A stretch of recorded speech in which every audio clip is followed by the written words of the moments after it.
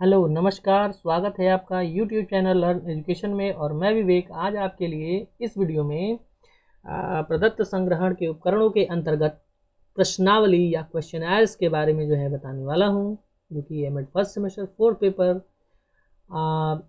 Educational research के last unit जो है उसमें जो है शामिल किया गया है। ठीक है, वीडियो पे नए हैं तो वीडियो अगर इस चैनल पे नए हैं तो इस चैनल को सब्सक्राइब करें, वीडियो को लाइक करें, शेयर करें, कमेंट करें। ठीक है, आइए शुरू करते हैं और समझते हैं कि प्रश्नावली क्या है। नाम से स्पष्ट हो रहा है, प्रश्नावली या क्वेश्चनर्स ये एक ऐसी सारणी होती है जिसमें एक स्पष्ट रूप से सुपरिभाषित और क्रमबद्ध रूप में प्रश्न लिखे होते हैं। ठीक है, और उन प्रश्नों के को जो है एक व्यक्ति को लिखित रूप में जो दिया जाता है। ठीक है, और उसमें लिखे प्रश्नों का उत्तर व्यक्ति देता है।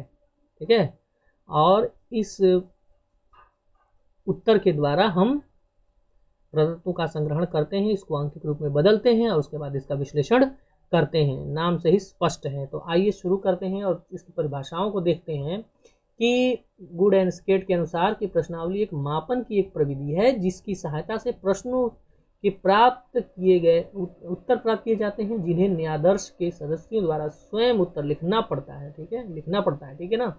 तो यहाँ पर एक पेपर रहेगा, सारे प्रश्न जो है लिखे रहेंगे, उन प्रश्नों के नीचे व्यक्ति को उत्तर जो है लिखना पड़ता है। एक और यहाँ पर परिभाषा दी हुई है कि प्रश्नावली के अंतर्गत प्रश्नों की एक सूची या कथनों की सूची को सम्मिलित किया जाता है। न्यायाधीश के सदस्यों को प्रश्न का उत्तर स्वयं भरना पड़ता है।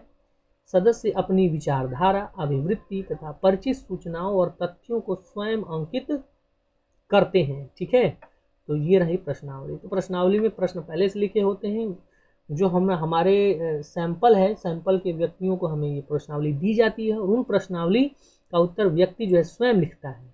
प्रश्नावली को कलेक्ट कर लिया जाता है और उससे जो है डाटा निकाल कर अंकित रूप में और हम उसका उपयोग विश्लेषण के लिए करते हैं। ठीक है, तो ये प्रश्नावली हो गई। इसलिए प्रश्नावली को जो है एक प्रमाणीकृत साक्षात्कार का लिखित रूप भी कहा जाता है। यानी कि एक प्रमाणीकृत साक्षात्कार है जिसको हम लिखित रूप में यानी कागज पर लिख कर देते हैं। ठीक है ना, समझ में आ गया।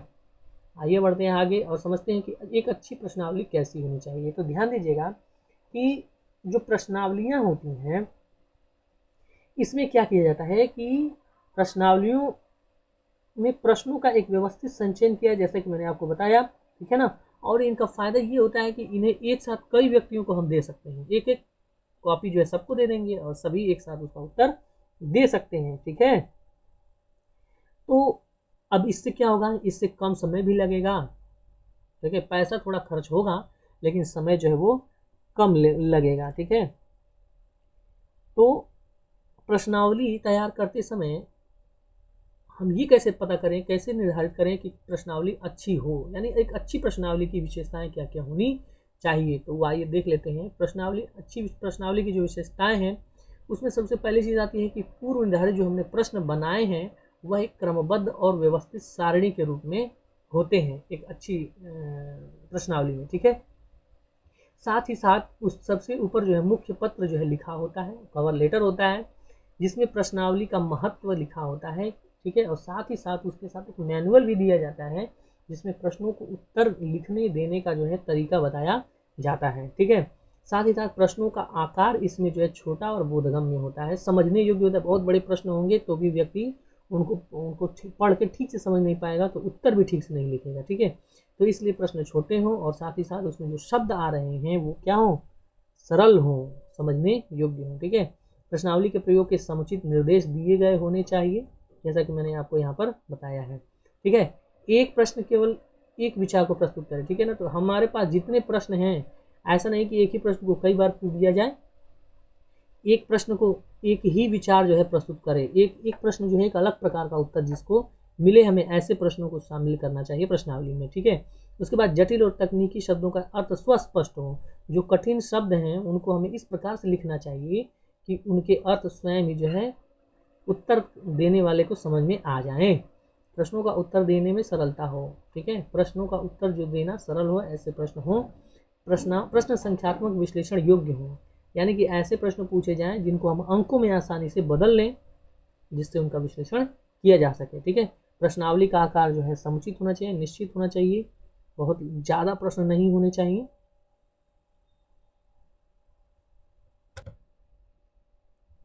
और इसके अलावा स्वच्छ और वर्तनी की दृष्टि से शुद्ध हो, यानी कि जो हमारा प्रिंट आउट हो, कागज़ पे जो लिखा है वह एकदम साफ होना चाहिए। उसमें जो शब्द लिखे होते हैं उसमें मात्राओं इत्यादि का, व्याकरण का ध्यान रखते हुए शुद्ध जो है वो लिखा होना चाहिए। प्रत्यक्ष और अप्रत्यक्ष रूप से प्रशासित करने के योग्य हो। प्रत्यक्ष का मतलब वो प्रश्नावली ऐसी हो जिसे हम सामने बैठे व्यक्ति को दे सकें, या फिर अप्रत्यक्ष का मतलब किसी इसको पत्राचार द्वारा यानी कि पोस्ट द्वारा भी भेजकर और वहाँ से इन प्रश्नावली पर लिखे उत्तरों को हम प्राप्त कर सकें। इस तरह से हमें प्रश्नावली को बनाना चाहिए। ठीक है, तो ये एक अच्छी प्रश्नावली की विशेषताएं हो गई।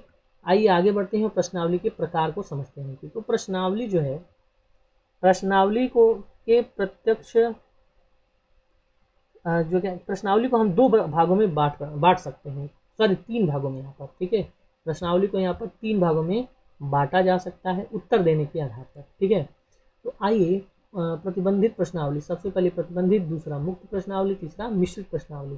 तो बात करते हैं प्रतिबंधित प्रश्नावली की। तो प्रतिबंधित प्रश्नावली का मतलब ये होता है कि प्रश्न कुछ इस प्रकार से होते हैं जिसमें प्रश्नों के चयन का प्रतिबंध होता है, कि जैसे उदाहरण के लिए कि उत्तरों में से किसी एक उत्तर का चयन करिए। जैसे एक प्रश्न लिख दिया गया, ठीक है, और उसमें कुछ उत्तर भी लिख दिए गए, उसमें से किसी एक उत्तर का चयन जो है हमें करना होता है।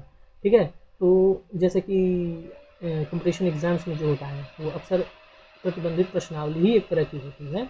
ठीक है, तो अगर हमें कुछ उत्तर लिखे होते हैं, उन उत्तर में से किसी एक का चयन करना है, तो हम जो बंधन में आ गए, हमें उन्हीं में से एक का उत्तर देना है। तो ये क्या हो गया, प्रतिबंधित प्रश्नावली का एक उदाहरण हो गया।